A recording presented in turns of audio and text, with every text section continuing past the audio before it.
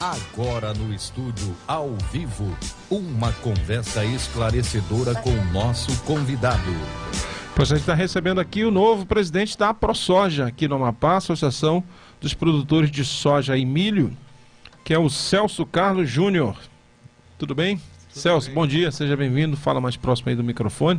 Tudo bem, Cleber. Primeira vez aqui, eu acho, com a gente no Conexão Brasília, né? Primeira vez. Muito obrigado pelo convite. Mas sempre é uma das boas fontes de informações lá do nosso portal do agro, né? Afinal de contas, a gente está dividindo o mesmo teto ali. E já quero aqui de público agradecer essa acolhida, a confiança que vocês depositaram nesse projeto novo, que é um portal de notícias que ele coincide com a própria história da Casa do Agro, né? Exatamente. A Casa do Agro fez 1 ano. Exatamente. Eu acho que a gente teve... foi muito feliz em algumas escolhas e atraiu o negócio da agricultura comercial no Amapá, atraiu gente de nível em vários segmentos que compõem o setor. Dentre eles, eu reputo que a área de comunicação, o jornalismo, foi assim também uma felicidade poder contar com profissionais como você, o Juan e uma turma boa que está conosco desde os primeiros tempos. Pois é, e a comunicação é fundamental, né?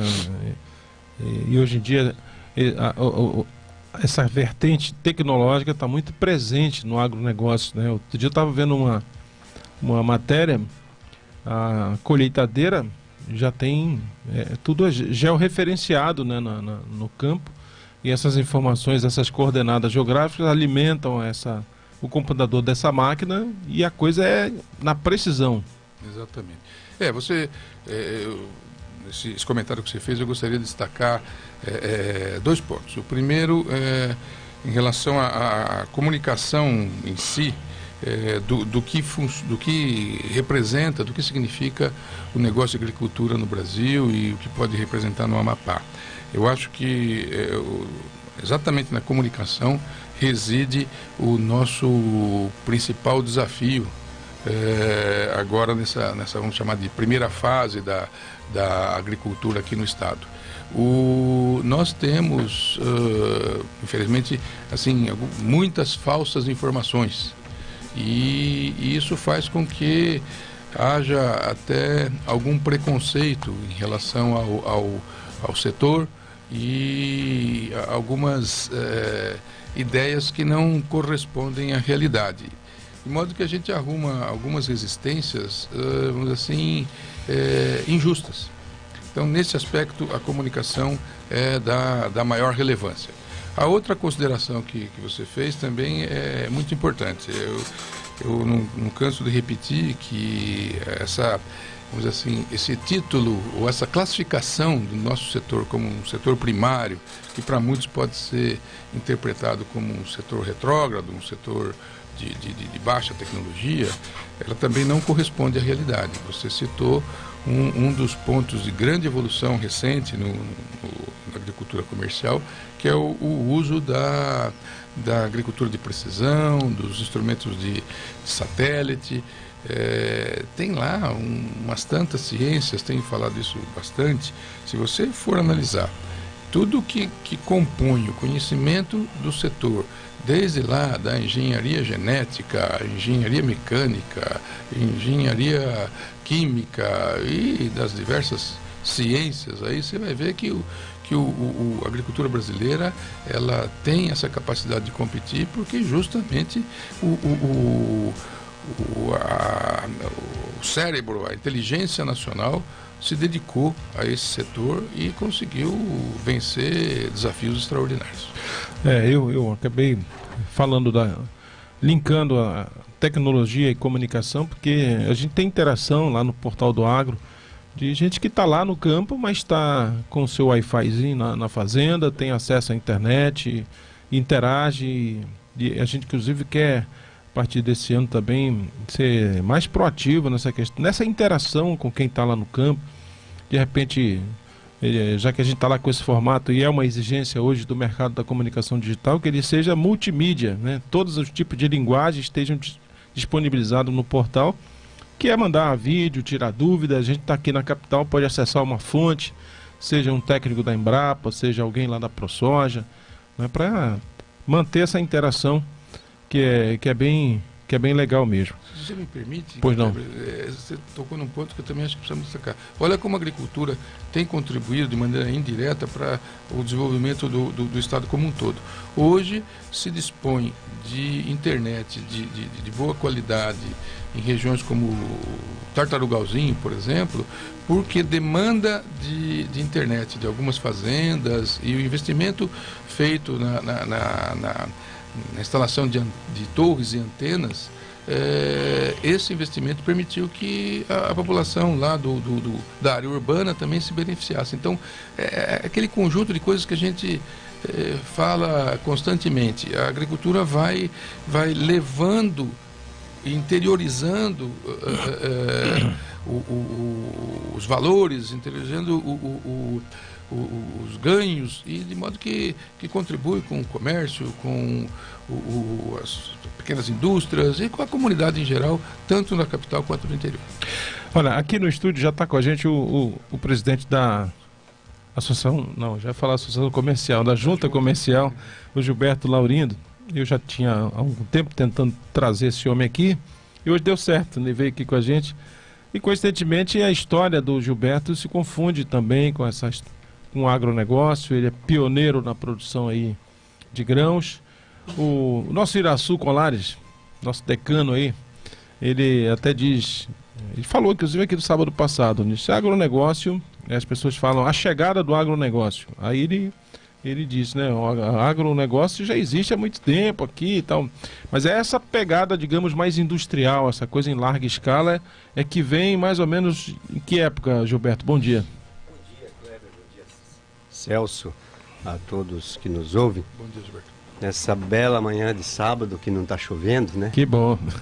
Aliás, o Celso disse outro dia que uma das coisas boas que tem no Amapá é justamente a chuva, né? Aqui chove. Tem produtor vem lá do Mato Grosso do Sul e diz assim, eu vou perder a roça na chuva, mas não perco na seca. Então, é coisa boa nossa. Então, Kleber, o agronegócio já existe no Amapá desde 2002, né? Quando nós fizemos a primeira plantação em escala comercial, empresarial. Já começamos a beneficiar o arroz, colocar no pacotinho, com um ciclo completo já do processo agroindustrial. Então, na verdade, ele tirando os patrasmente lá do século passado... Eu gostei do patrasmente, lembrei do Odorico Paraguaçu, né? Isso, diz-se que houve por aqui, no Jari e tal, Mazagão. A gente não sabe exatamente as quantidades e como é que foi processado, mas respeitando esse histórico, nessa nova era... Nós iniciamos em 2002, comecei a tirar licença ambiental prévia em 2001 e fazer as coisas, o plantio já ocorreu em 2002. Em 2003 já plantamos mais de 1.000 hectares e já começou a ficar uma roça grande para os padrões nossos, né, Celso? Ainda hoje. É verdade. Então, isso já data de 17 anos, né? 16 anos, 17 anos já. Então já é um bom tempo, né, já. Menino que está hoje já fazendo o vestibular, o Enem, não tinha nascido, nós já estava na roça aqui, pegando porrada. Enfim, mas é esse tempo. Hoje, claro, está mais consolidado. Temos ainda muitas travas e a gente espera agora, onde aconteceu um fato muito relevante, ou seja, podemos dizer que um dos nossos, né, Celso, ascendeu à secretaria, o Daniel, nosso querido Danielzinho, que lembro-me bem quando recebi ele, o pai dele, fomos mostrar o Amapá, o que era. E aí, na época, tínhamos poucos empreendimentos, estava aqui o Juliano, lá o nosso, enfim. Mas ele se encantou e ele próprio disse ontem que quase que não voltou mais embora, né? Já ia ficando por aqui e tem muitas histórias dessa no Amapá, né? Gente que veio lá de Goiás, não sei de onde, fazer cobrança, fazer alguma coisa aqui e mandou vir as coisas dele, não voltou mais nem para casa. Então o Amapá realmente é apaixonante. Eu já vai completar 30 anos que estou por aqui, já recebi até um título de cidadão, ou seja, eu já sou cidadão amapaense, né? O Celso daqui a pouco também já vai ser. Então, e essa tarefa de construir, que eu venho dizendo há tempo, uma alternativa de matriz econômica para o desenvolvimento do Estado, ela cada vez é mais necessária, né? Porque aquelas afirmações que a gente já fazia lá num passado distante, hoje está mais verdade. E podemos afirmar, viu, Celso, tu acabou de registrar aqui, Não há como desenvolver o interior do estado sem levar para lá o agronegócio, o desenvolvimento, transformar a nossa agricultura familiar, que é muito rudimentar, né? Muito a idade da pedra, as pessoas assim, muito faltando tudo, muito empobrecidas. Nós temos que dar um impacto, mecanizar essa coisa de enxada, né? Jogando formiga nos pés, tem que jogar fora, Celso. Tem que jogar no lixo. Nós temos que ter trator que anda sozinho, com GPS, máquinas inteligentes, dar conforto para as pessoas, levar a internet, né? Que é o propósito da comunicação que você está fazendo. O Celso já levou para o Itaubal, para o Tartarugalzinho. Então o impacto positivo que a gente impõe, e aí o impõe é positivamente, não é ditatorialmente, ela é uma coisa muito boa. Usando uma palavra bem atual, que se compartilha, né? Exatamente. Que a comunidade recebe muito bem. Então quando você vai numa comunidade esquecida, lá que não chegou ainda nenhuma dessas inovações, ela está lá, do mesmo jeito. Quando você vai lá no Curicaca, você percebe que ela já está umas 3 vezes maior do que era há 10, 15 anos. A vila tem pulsação, tem sangue, tem gente, tem coisa se mexendo. E isso tudo é o impacto positivo que dá na massa salarial que você põe no bairro, né? Eu há 16, 17 anos já punha lá, naquela época, eu lembro, era mais de 20 mil de salário. Isso há muitos anos, né? Significa quanto? Uns quase 100 mil hoje, 80, sei lá. Ou seja, é um impacto. Se vê as criancinhas bem vestidas, com tênis no pé, né? Não é aquela coisa que chega a dar agonia, né? De ver nesses interiores muito distantes. Então, é possível a gente sonhar que teremos cidades interioranas aqui no Amapá com a interferência positiva do agronegócio, como nós temos em outras regiões. Tu chega... Lá não tem pobre, não tem ninguém faltando casa, não tem problemas nenhum, está tudo resolvido. Claro, tem os operários, tem os lavadores de carro, tem o mecânico, tem a estratificação toda da sociedade, porque é assim que ela é. Né? Na Inglaterra também tem, na Suécia, na Suíça, na Dinamarca. Sem dúvida. Mas não pode ser essa discrepância muito grande que nós temos hoje. Ô, Lilian, pode ficar à vontade. Celso, na associação, são quantos integrantes já? Quantos participantes? A ProSoja, né? A ProSoja tem 50 sócios. Desses 50, diretamente na produção, nós temos 30 e poucos do dia a dia da produção de soja. Isso que falou o Gilberto, estava lembrando que uma vez eu fui contratado para fazer foram 2 vezes, 2 oportunidades de fazer o que a gente chama no jargão da imprensa, né? Fazer um freelancer, né? Para aquela fábrica de palmitos lá palmito de açaí lá do Garapé da Fortaleza, né? Com o seu amigo Cláudio, né? E aí ele trouxe das 2 vezes, uma vez ele trouxe um francês, que é o Jean-Pierre Coff, que até faleceu ano passado. Ele é um crítico de gastronomia lá, veio de Paris conhecer o processo de palmito orgânico de açaí. E o outro foi um cara que veio lá passou a vida toda no Morgan's Bank, lá no mercado financeiro, e veio aqui conhecer também o processo de produção do palmito orgânico. E esse cara percorreu algumas comunidades ribeirinhas e ele cunhou uma expressão que foi até o gancho para a entrevista que eu fiz com ele, eu publiquei aqui no diário. Ele disse: encontrei uma nova classe média nos rios do Amapá. Porque esse ribeirinho que aprendeu a fazer o manejo do açaí, que ora ele fornece o palmito, ora o fruto, tem um padrão de vida razoável, com celular rural, né, com a casa bem equipada. É nesse sentido que você está falando, né? Sim, exatamente. A pessoa tem que continuar lá, ela não tem que mudar para a cidade, comprar um carro novo aqui, ficar aqui incomodando o trânsito. Ele precisa ficar lá, cumprindo a função dele, mas não pode ser desculpa a expressão, um favelado rural. Ele tem que ser um produtor rural. Uma pessoa honrada, que tem o Wi-Fi, que tem um smartphone, que tem o barquinho ali, porque lá não tem estrada, a estrada é justamente o rio. Então tem as condições mínimas, uma pessoa digna, que consegue pôr o filho na escola, tem que ter a estrutura. E nós podemos ter isso aqui cada vez mais valorizando, que é aquilo que eu venho dizendo também há muito tempo. Deus foi muito benevolente quando nos deu o açaí, mas que tal a gente fazer uma meta assim de plantar 1 milhão, 2 milhões de árvores por ano e fazer isso ficar grande? O mundo inteiro quer tomar açaí. E a gente faz a fábrica de palmito, que é para cortar o açaí, né? Claro que faz um manejo, tirar as mais velhas, tem toda uma técnica, prática, né? Uma técnica aí que não é danosa. Porém, a gente precisa ajudar. O mundo inteiro quer comer castanha. E a gente não planta porque demora para plantar, viu, senhor? Produção, para produzir. Nós temos essas áreas antropizadas aí, que do tempo do Getúlio Vargas fez esse assentamento, por exemplo, em Porto Grande, lá no Matapi. No Matapi, na colônia agrícola Matapi. Tem áreas lá que foram desmatadas há 50, 60 anos. E então com juquira, porque vai desmatando, vai para frente, vai plantando no outro lote e vai ficando aquela coisa. É só ir lá plantar castanha, a terra já foi adubada, já foi mexida. Deixa lá, daqui uns 20 anos tem castanha. Agora, se nunca plantar, a gente vai submeter o nosso homem da floresta, entre aspas aí, lá no meio da floresta, no meio do mato, naqueles interior de Jari. E aquilo é um trabalho muito árduo, Celso. Tu precisa ir lá ver, entrar na mata, ver como é que eles fazem. É um negócio nas costas, com uma taquara rachada, juntando aquelas pedras, botando dentro. Aquilo devia ser um presidiário, ser uma tarefa de um preso condenado à prisão perpétua fazer, não um cidadão. Então manter aquelas pessoas longínquas daquela forma, para você chegar lá naquele projeto Iratapuru, lá, como é que chama aquele? Reserva do Iratapuru. Isso, eu tive lá. É um pouco de carro, um pouco de barco, um pouco nadando, um pouco de cipó, e aí chega, por fim. E aí lá tem investimento até francês, salvo engano, no meio da mata. E é muito distante, é muito hostil o ambiente da interligação, da logística, principalmente, né? E eu cometi pouco exagero, acho que só a parte do cipó, o resto tem que puxar o barco nas pedras, né? Aí se agarrando nas beiradas, tem um pouco que é tu que leva o barco, não é o barco que te leva, né?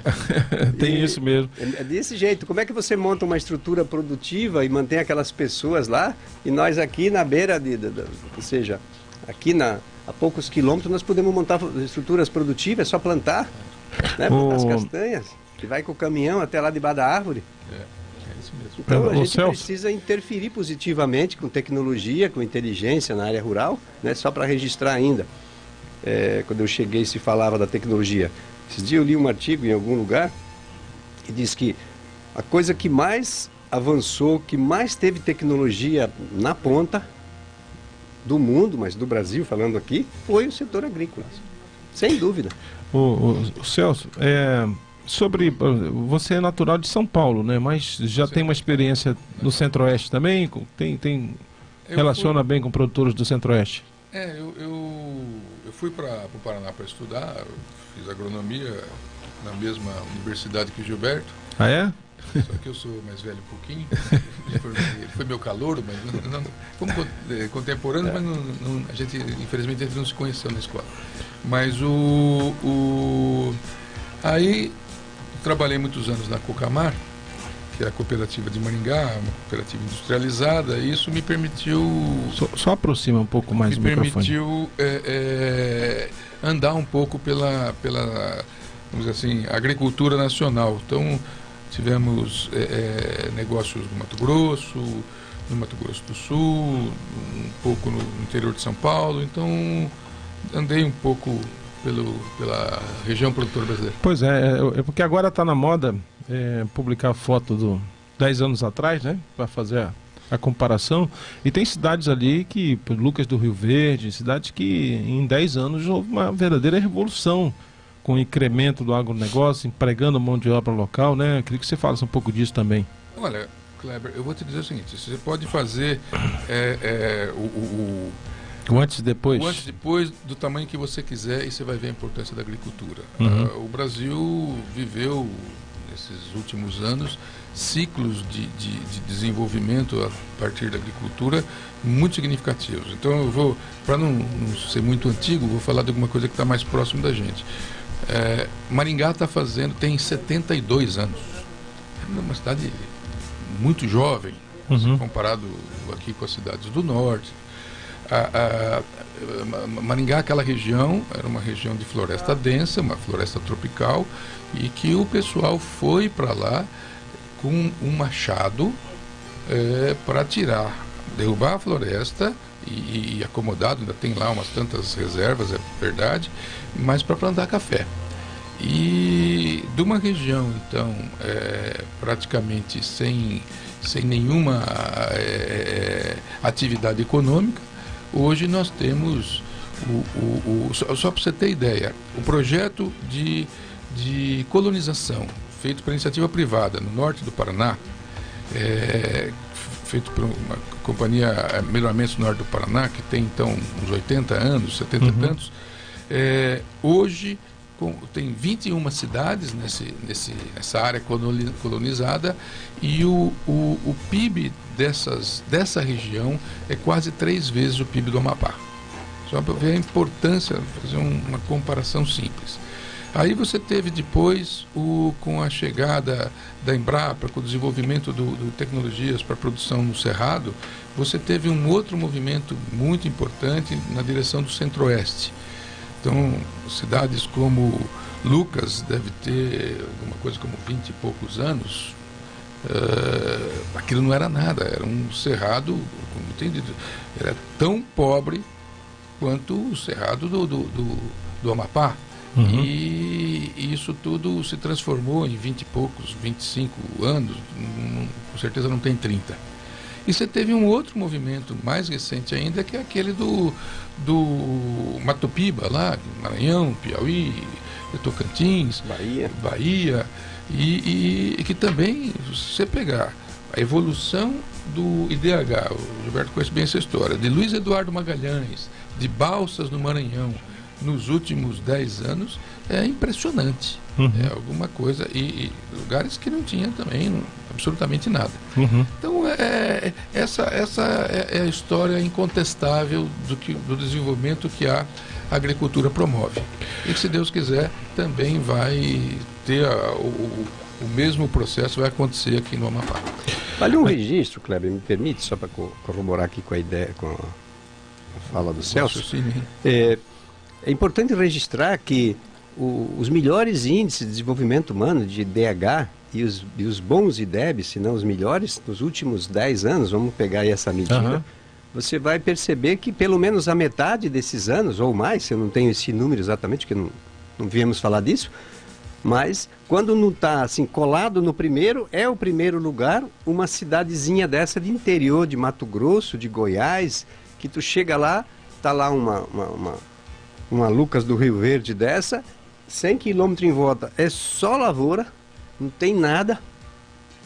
E aí tem os melhores índices de desenvolvimento humano nessa cidade, tem padrões europeus nessa cidade, mesmo cidades novas no meio do nada, do interior do Goiás, do Mato Grosso. Registrando, dando um exemplo do que você está falando, Gilberto, em Lucas do Rio Verde praticamente não tem colégio particular, porque a qualidade do ensino público do primeiro e segundo grau não deixa espaço para alguém botar uma escola porque consegue fazer melhor. Embora tenha bem gente com dinheiro lá, mas não é necessário, né? Porque o cara tem dinheiro, mas não quer rasgar, né? Jogar fora. O rico e o pobre estão na mesma escola pública. Esse é o sonho que a gente quer, é transformar uma cidade, a gente lá daqui a 10 anos em Itaubal, e ver esse impacto positivo, ver as coisas, vendo ter recurso. Nossas cidades aqui vivem quase todas com 100% com FPM. Lá nessas cidades que nós estamos falando, ou lá no interior do Paraná, de Santa Catarina, tem cidades que, onde mora a minha mãe, o FPM não impacta 15% do orçamento do município. O prefeito mal percebe quando cai o FPM lá, um dinheirinho a mais. A cidade tem dinheiro para fazer as coisas. Saúde de primeiro mundo, essa coisa, esse sonho que a gente discute aqui, que tem saúde, que tem educação, que não tem as coisas, lá tudo tem nesses lugares. Então, dá para fazer aqui? Dá. Agora, a gente precisava que as pessoas parassem de mentir, dizendo que onde tem agricultura é todo mundo pobre, só tem um rico, que é o dono do trator. Isso é mentira, gente. É exatamente o contrário. Então, a gente tem que, com calma, né? O Celso mais calmo do que eu um pouco, mais acomedido, e tantos outros colegas, o Daniel também, bem... Nós temos que ir explicando, mas primeiro tem que criar o choque, né? Senão tu não chama a atenção das pessoas. Né? Continua se dizendo aquilo, porque é uma verdade absoluta que foi construída, e para você mudar as verdades, ou discutir, porque o absolutismo é ruim, né? Como está aí. Claro. Era uma unanimidade. E aí devagarinho vai mudando hoje... Já está dividido, acho que está mais de meio a meio já. Está uma metade já concordando com a gente, que é possível. Nós irmos lá impactar positivamente, interferir, misturar com a agricultura familiar, porque tu já ouviu dizer, agricultura familiar, para os nossos conceitos, é um cara de Santa Catarina que tem 2 hectares ou 3 e vende 1 milhão de frango por ano. E ganha só 50 centavos, 40 centavos cada frango. Ah, mas isso é escravidão. Não. É que 1 milhão de frango a 50 centavos dá 500 mil no fim do ano. Ele compra uma Hilux nova, ele faz uma casa nova para aquele filho que vai casar. Então tudo ali, 2 hectares, está todo mundo morando ali dentro, um monte de barracão fazendo frango integrado com a Sadia, com a Perdigão, com a Aurora. Isso é agricultura familiar, quando se diz 80% da comida que vai para a mesa é da agricultura familiar, não é desse maldito agronegócio. Bem, para mim, um cara que produz 1 milhão de frango por ano é um puta de um cara do agronegócio. Esse é o cara. Agora, o sítio dele tem 2 hectares ou 3. Ele não precisa ter uma fazenda. Então, quando nós queremos produzir, não podemos ir lá no Carnot, há 30, 40 anos atrás, e dar 100 hectares no meio da floresta para um retirante que veio do Nordeste, e aí deixar o cara lá e querer que ele vire um empresário do agronegócio. Olha a dificuldade, depois tem que pôr um caminhão para ir lá buscar os girimum dele. Não, gente, bora fazer as coisas direito, fazer aqui do lado, colocar o cara daqui a 10 quilômetros na beira da rodovia, onde tem uma rede de luz, e dar 2, 3 hectares, ensinar ele a fazer as coisas, botar assistência técnica, onde o RAP vai. Enfim, tem todo um conjunto de coisas que dá para fazer, já se fez no Brasil, não precisa inventar, é só copiar. E a gente tem resistência em fazer as coisas direito. Assentamos as pessoas na beira do rio Araguari, subindo ali, indo para o Falsino. Cada 500 metros tem um crime ambiental inafiançável. Desmatamento na costa do Araguari, dentro da água. E a mata ciliar toda, a APP toda cortada. É o Estado brasileiro que faz isso. E nós estamos assistindo, achando graça. Aí o errado é quem vai plantar aqui no Cerrado. Então, esse debate ele precisa avançar muito, tem que ter mais atores para a gente desconstruir essas mentiras. Eu queria reforçar o que disse o Gilberto, porque, olha, juntando as coisas que a gente tem falado aqui, a importância da comunicação e do melhor entendimento das coisas. O Gilberto tocou num ponto que é um mau entendimento que confunde, principalmente o público urbano, essa história do que seja agricultura familiar.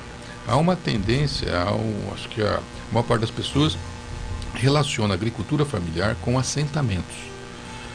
São coisas não são completamente diferentes, mas elas são imprecisa, é incorreta essa afirmação.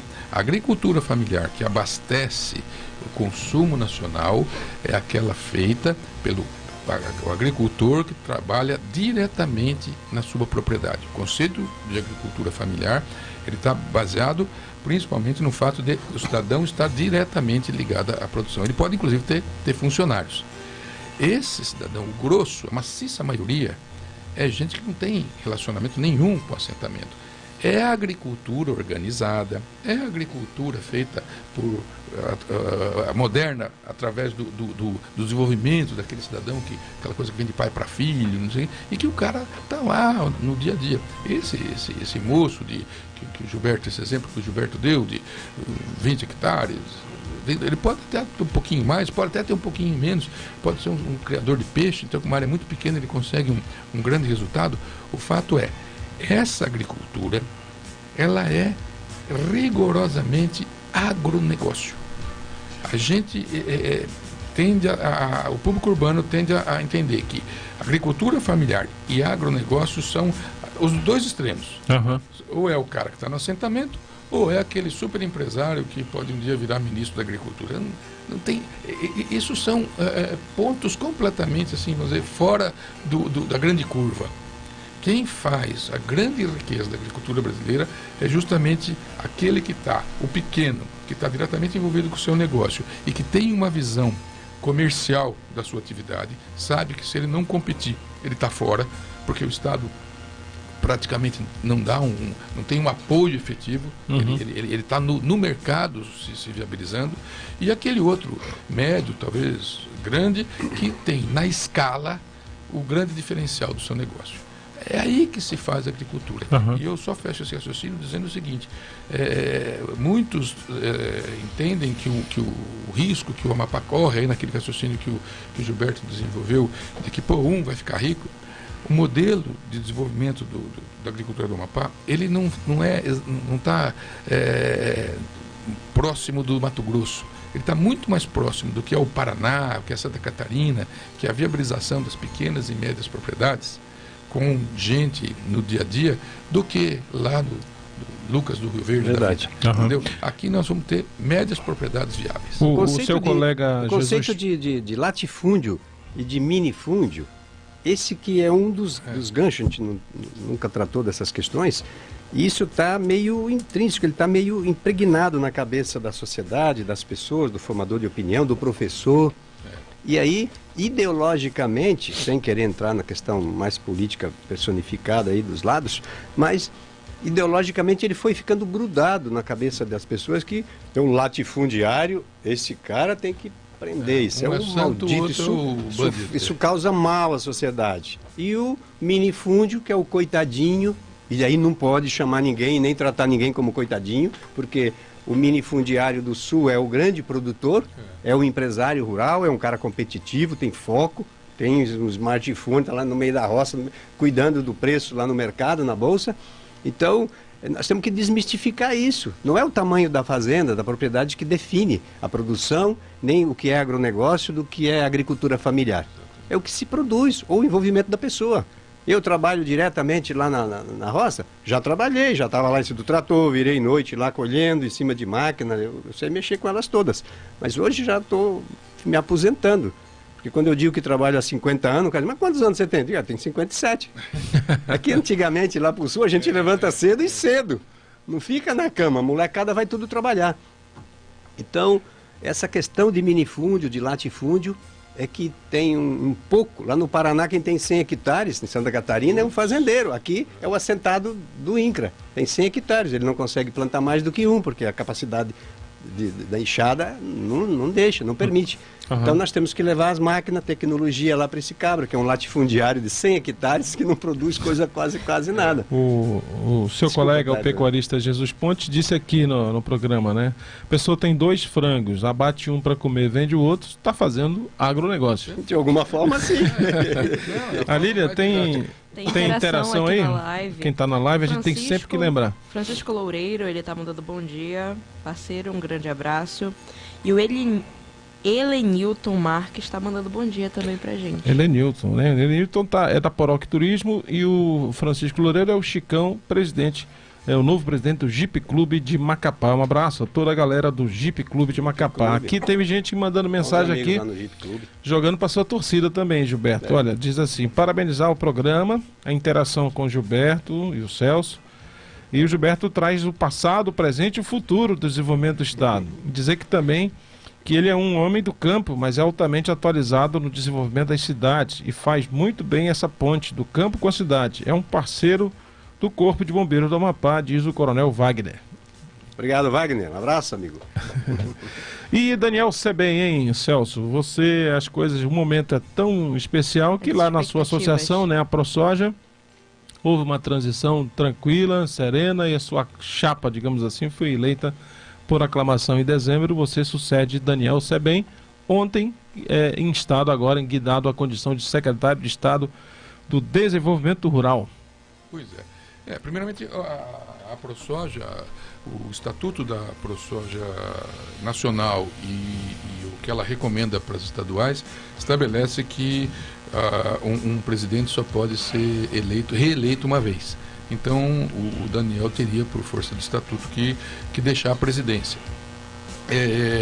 Para nossa enorme felicidade e gratidão com o governador, a gente viu que havia um espaço para já o setor poder estar atuando diretamente no desenvolvimento rural, como o líder lá, o secretário. Então, eu vou dizer que para mim foi uma grata surpresa. Eu acho que a gente já está acontecendo de uma forma muito rápida. Aí eu faço um registro. Esse é o lado, vamos dizer, se é possível dizer, esse é o lado bom das crises profundas, que as pessoas acabam sendo obrigadas a fazer reflexões, talvez até mudar alguns conceitos, e acho que um pouco disso é o que aconteceu também no Amapá. Quer dizer, essa dificuldade enorme que o país está passando, e o Amapá de maneira especial, permitiu e fez com que as cabeças mais abertas, as cabeças mais dedicadas ao futuro do Estado, também passaram a pensar ou analisar coisas que antes pareciam impossível. E nesse espaço, eu acho que o convite ao Daniel, eu acho que é uma forma do Estado tentar novos caminhos, e trazer experiências. O Gilberto falava um pouco disso. Eu quero registrar que o Amapá é o 16º estado da federação a ter a agricultura de soja. E provavelmente seja o último, porque praticamente todos os espaços daquela agricultura no Cerrado... Somos a última fronteira. Praticamente, eu diria Como diz os gaúchos, último cartucho, tchê. Então, o Amapá, ele tem também esse lado interessante. As coisas aqui podem acontecer numa velocidade muito maior do que aquela que aconteceu no Mato Grosso, aconteceu no Mato Pio, porque está tudo pronto. Nós só precisamos ter a maturidade, a humildade e a abertura para pegar as coisas boas, as experiências positivas e negativas das outras regiões e implantar aqui de maneira mais acelerada, né, Gilberto? Porque não precisa reinventar, até porque, com certeza... Transferência direta de tecnologia só geográfica, né? Trazer de lá e montar aqui. Ok, olha, o programa teve lá ontem na cerimônia de posse, né, do novo secretário de Estado da Agricultura, que agora se chama Desenvolvimento Rural, que é o Daniel Sebem. A Lília, inclusive, fez um vídeo pra gente, um trechinho do que falou o Daniel Sebem. Pode soltar aí, pessoal.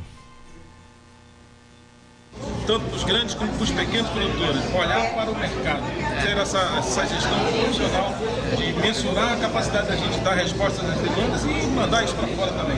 Exato, você sintetizou melhor do que eu. Então, foi nessa linha realmente, eu acho que o caminho é esse.